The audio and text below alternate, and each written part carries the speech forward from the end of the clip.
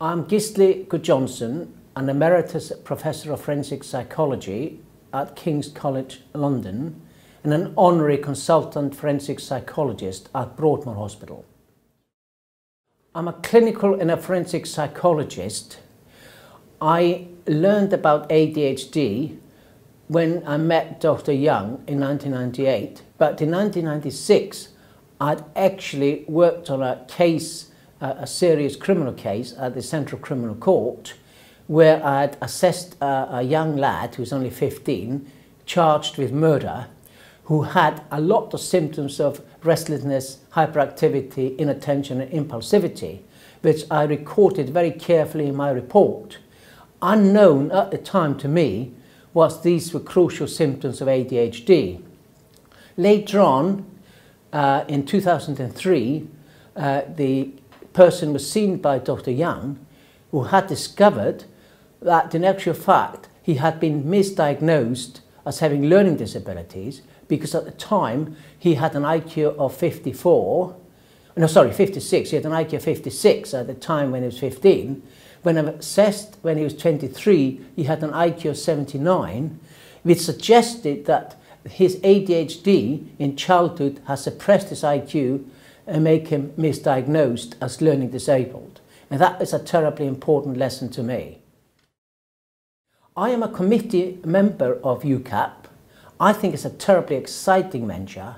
I'm really looking forward to working on the committee. I've only attended 2 meetings so far because I've recently joined. I think I have a contribution to make.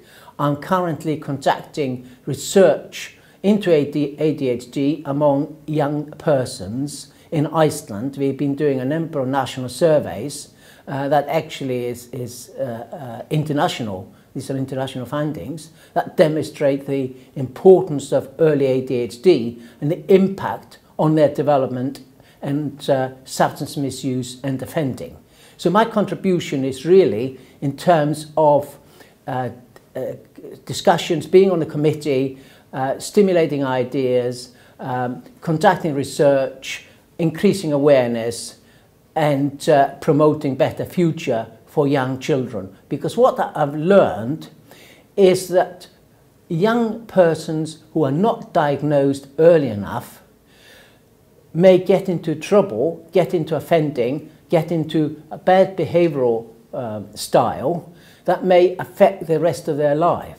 So being able to identify ADHD in early childhood is terribly important, because then you can prevent all the deleterious consequences that may result from undiagnosed ADHD.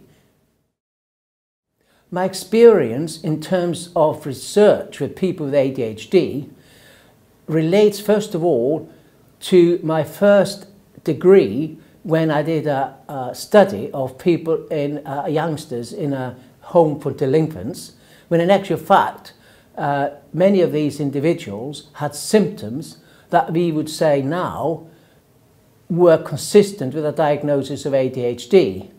And those individuals, I followed them up and found that the great majority got into serious trouble with the police, had miserable lives, and many have died prematurely.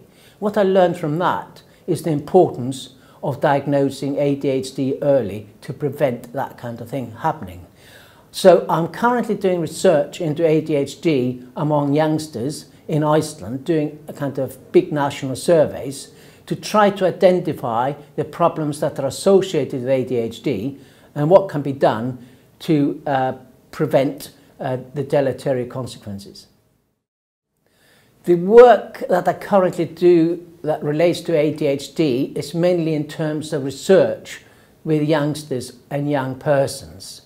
I do some clinical work and I've done some court cases relating to people, young persons with ADHD, but the focus of my current work is on research.